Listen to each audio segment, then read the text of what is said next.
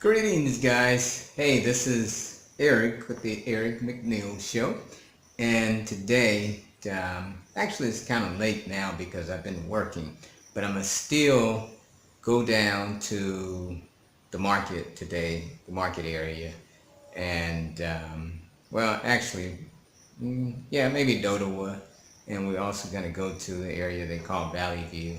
It's where the Valley View University is, and do a little shopping. And I'll be able to show you guys around my area here. So we're gonna walk down the mountain.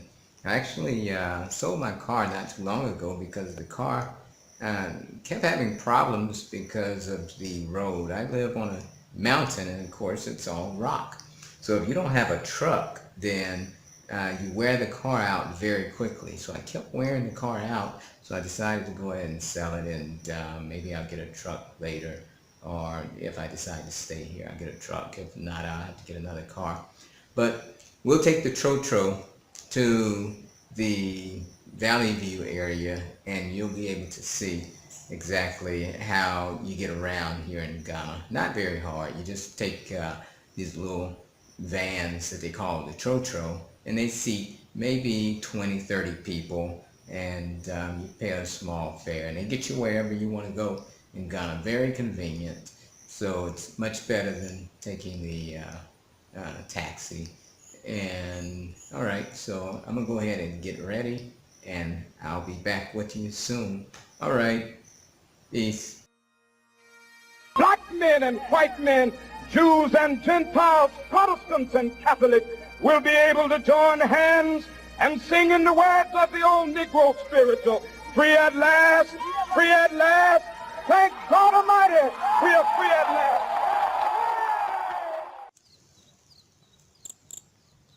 Okay, guys, so we are off. So you can see I'm actually leaving the house now. The house is behind me, and I'm gonna walk down the mountain just to kind of give you guys an idea of how far away from the house it is to the main road. So we are going down the mountain, and I see the workers are hard at it over here. So you guys have made it back, oh. Aha. Where's David? Oh, I heard he was sick. Yeah. But you guys made him sick? No. Hey, all right then, I am going to town, I'm coming. Okay. So anyway,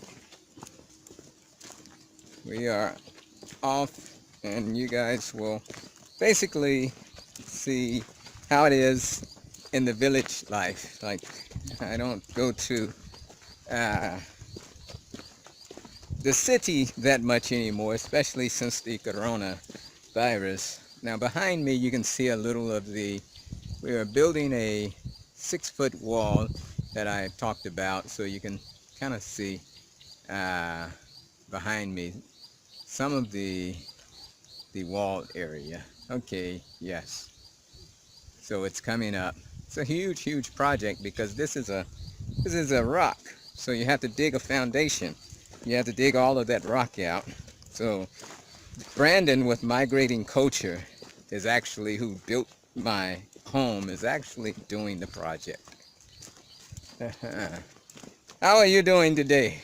Thank you. Hey, I'm coming. You guys are working hard, oh.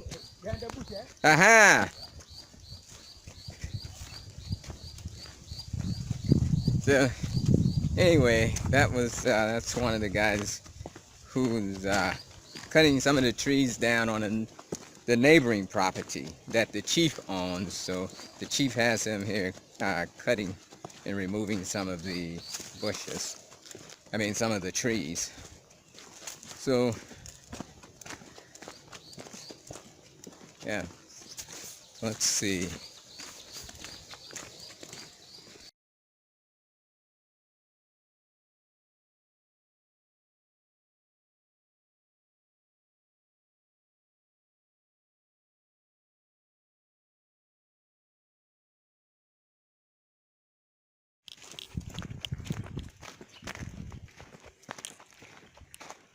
So usually when I come down the mountain, I usually take a shortcut, so I don't walk the entire distance of the road. And today, however, I'm actually, just to show you guys, I'm actually walking down the entire distance of the road, so I won't be taking the shortcut today. Yeah, so I have my own shortcut through the bushes. So from the house to the main road, it's about a mile. And yeah, so I'm not going to, I guess if I take my shortcut, I can shave about maybe a third of a mile off of that.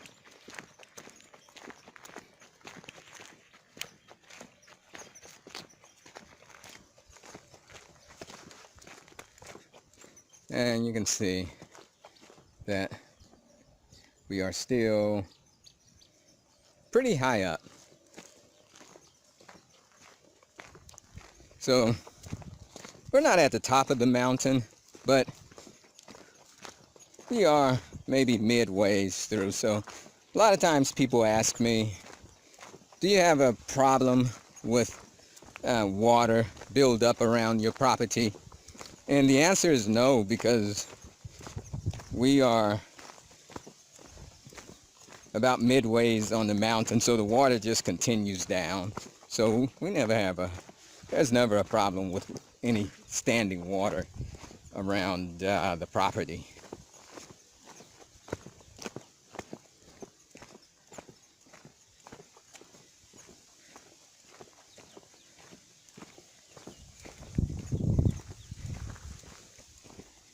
Now, at some point, I'll be visiting my neighbor. You can see, maybe you can see the house that they just built recently. Just a small house. It's not where they stay. They just have the property over there. So that's Nick's house, and Alex, who's his brother, that's in the U.S., and they own a lot of property around here as well.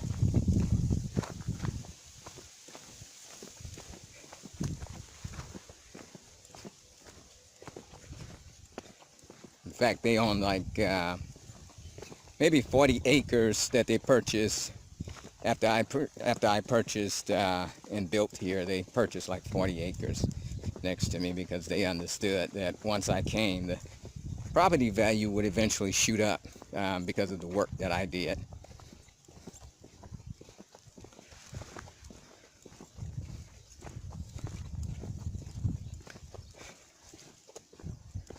All of this wood they cut from the property next to me, and they decided they had the wood piled up next to the house, but they knew that once the wall went up, they weren't going to be able to access. So they sent a three-wheeler up there to collect all of the wood and bring it down. So they use that as, of course, as firewood. Now, sometimes what they'll do is they'll take some of the wood and burn it and make charcoal out of it. And a lot of times that wood, they'll sell it to like the fish market. That's a fish market in Timma, and they'll take it down there and sell it.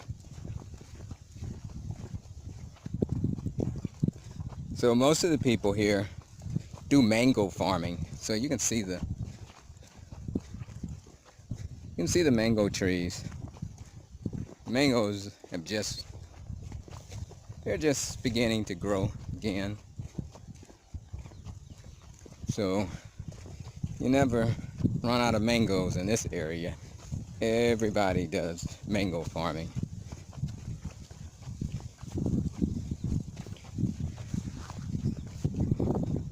And I can actually just eat mangoes all day. I love mangoes.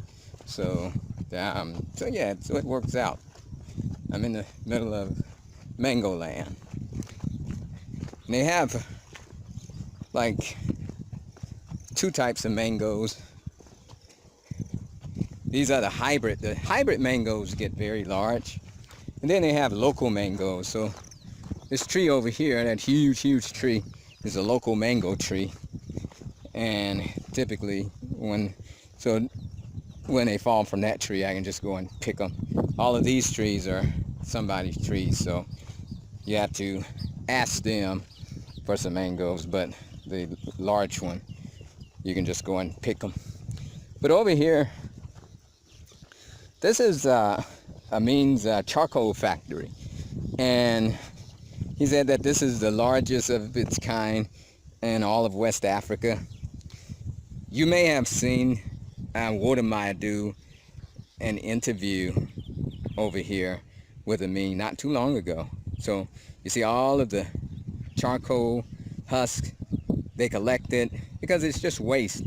And the coconut, all of the coconut husk, I'm sorry. So all of the coconut husk, it's just waste, and coconut sellers just typically have to pay somebody to come and collect this stuff, and they usually just litter the beaches and everything with it. So Amin is actually collecting this from them and using it to make charcoal with in this factory. So they just recently built this factory, and they're still testing. So that wasn't there when I came, so it shows you just how people are coming in this area. This was all bush and farms, and they actually brought the power. You can see the power line, so they had to bring power to the area. So now if somebody wants to get power up on the mountain, they don't have to pay the cost of having the lines ran like a half a mile. They just pay from that factory right there up to their home, which would be much cheaper. Anyway, you can see that there's a lot of scenery here. It's just a very pleasant and peaceful walk.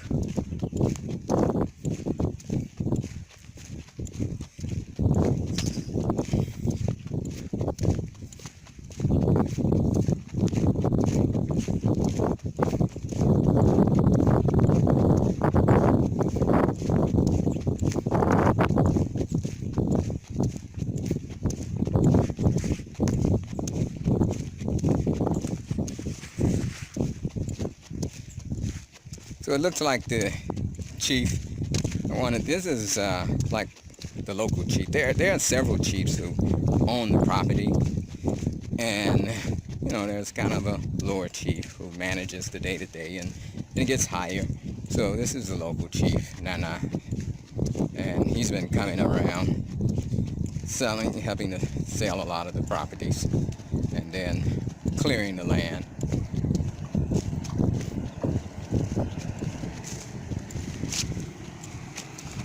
Hey, how are you today? Good. So the landowner, Anthony and Malwina, they're saying that the road is going through their property. Which one? The road that they just cut. It says, hey, it's on the property. Who? Anthony, the name is Anthony, and Malwina. They own the property over there. They own 3 acres. Which is that? Yeah, where the road is going, they own like if you're facing the road on the right, they own 3 acres. Okay. Yeah, they say Auche. Then he will come and go. Okay. Don't worry. All right, very good. He said he will call Auche. It's not your problem. Yeah, so So we'll see him. So very good. All right, so we will talk. welcome.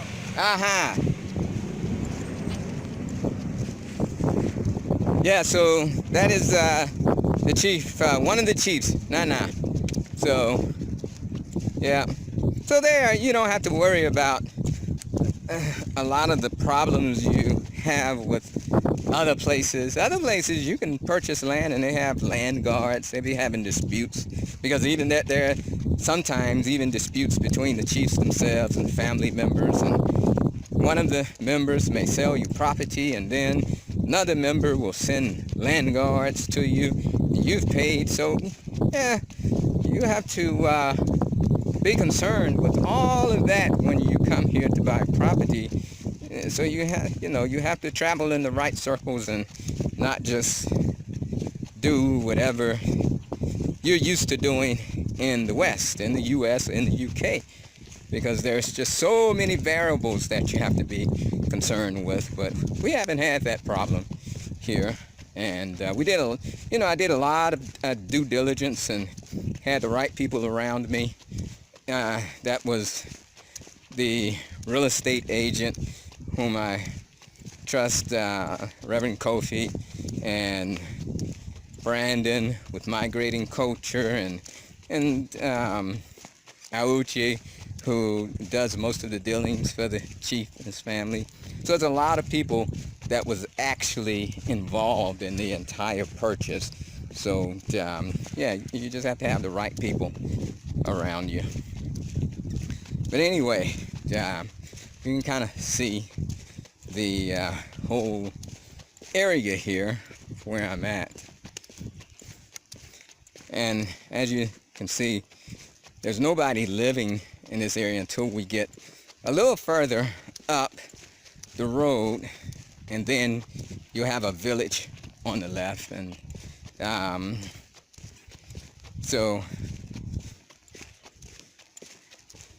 but it's a very nice walk. So along the way, you can kind of see we have plantain trees, and some of those are banana trees.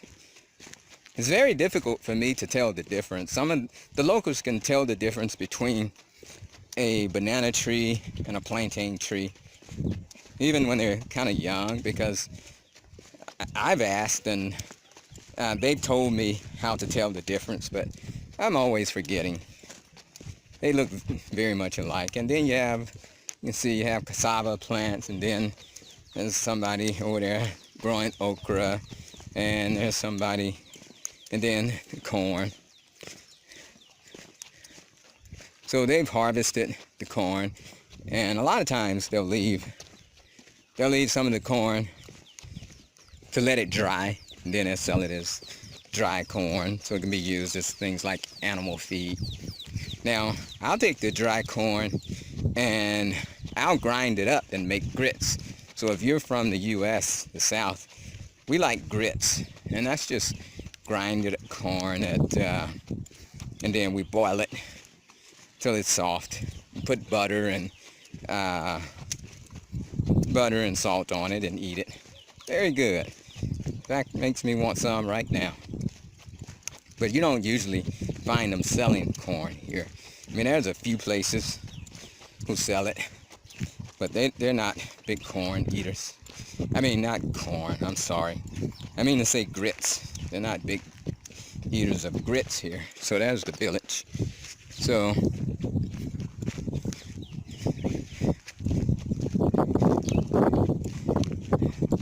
anyway, yeah, you can see they have plenty of plantain and banana trees, or one or the other.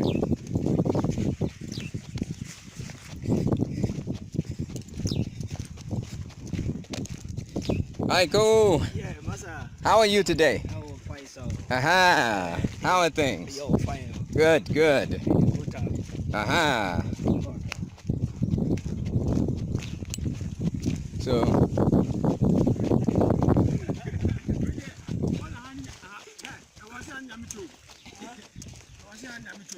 Aiko, how are you guys? Alright.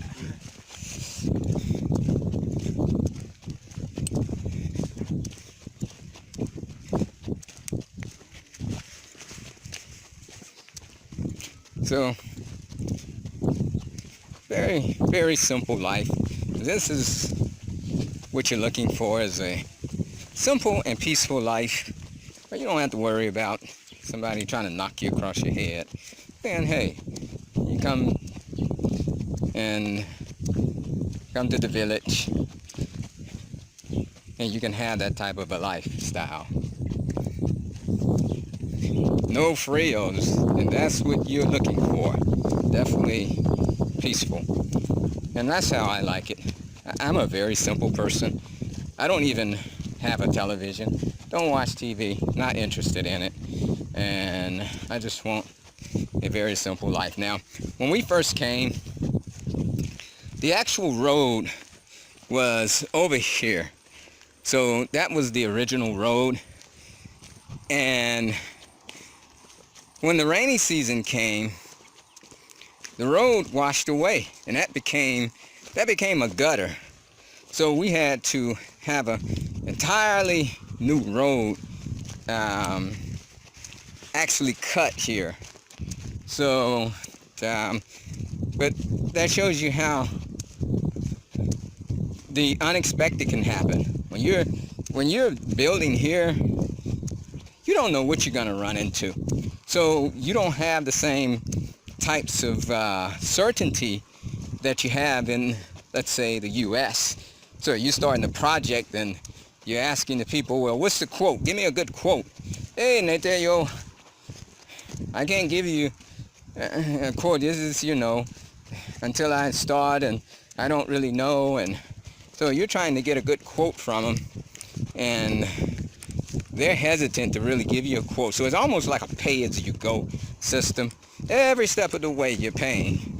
So you just have to do the best you can with the quotes and just get some kind of a commitment number from them, so that it's fairly close and they don't try to jack the price up on you too much. So you just get them to commit to some type of number.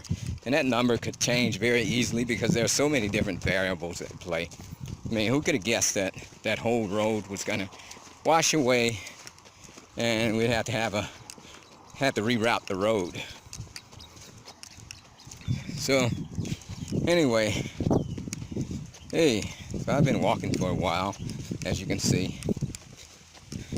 I think I'm gonna speed this up. I'm not going to, once I edit the video, I'll speed through a lot of this. But I just wanted you to kind of get a feel for exactly how far away from the house I am from the main road. And here they refer to it as a junction. So from the junction to the house, you can see it's about a mile. It's a little village here, friends. They're just out chilling, relaxing.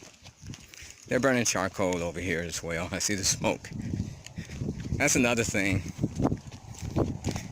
They'll burn charcoal right at their house, and the smoke's coming through the house, and hey, that's no big problem. So when some of the workers came and started working around our property, they started to try and burn charcoal, and it was like right next to the house. And I was like, whoa, what in the world are you guys doing?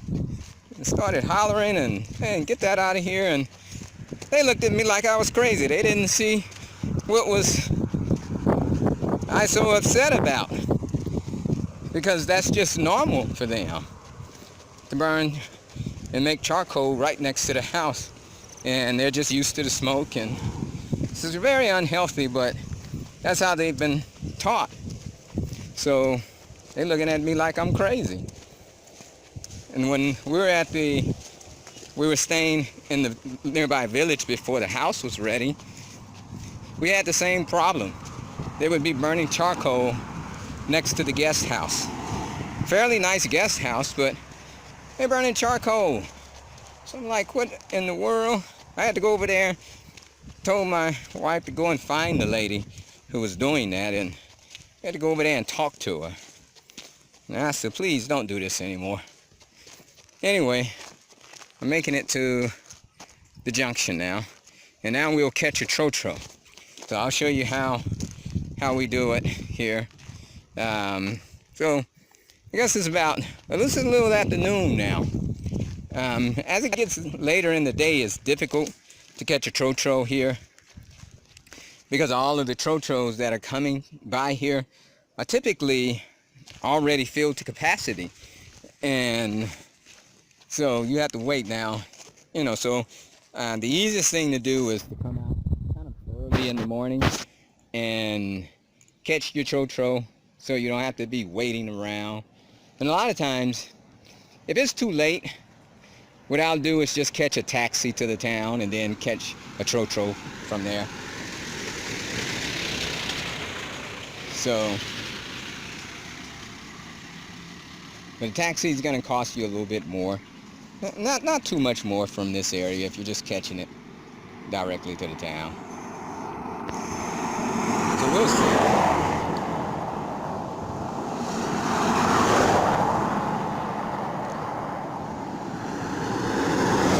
So that's one Trotro that just went by, filled to capacity. And now here's the thing. Depending on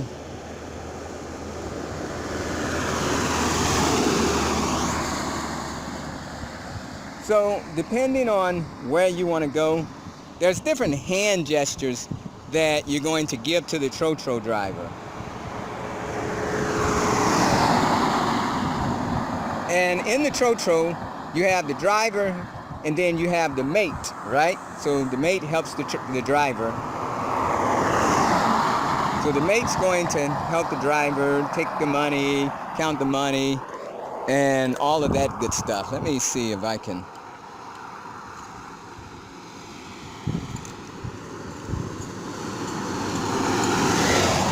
See. So once I give my hand gesture, if I'm going like a short distance, then I'm going to gesture down. And if I'm going a long distance, I'm a gesture up. So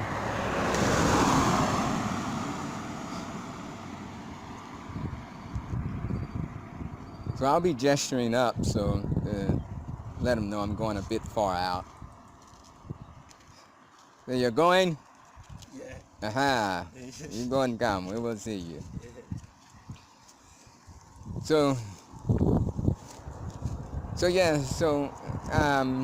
I'm just gonna gesture, pointing my finger up, and that lets them know that, hey, I'm going a bit far out. And if I'm pointing my finger down, it lets them know, okay, I'm just going very close up the road, up to the next village or something like that. So that's the secret hand gestures that we have.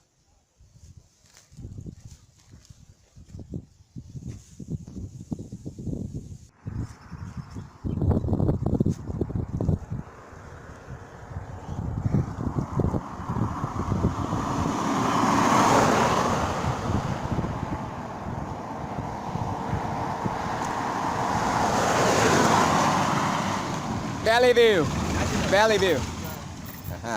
So, we're gonna try and get on this one. Maybe I can record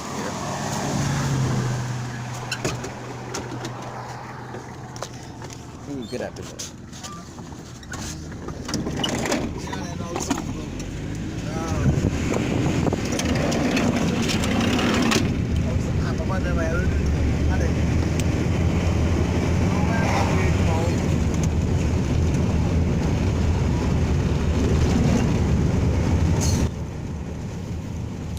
Hey guys, I'm gonna go ahead and end the video here, and on the next part I'll show you where I actually make it into town near the Valley View University and purchase my items.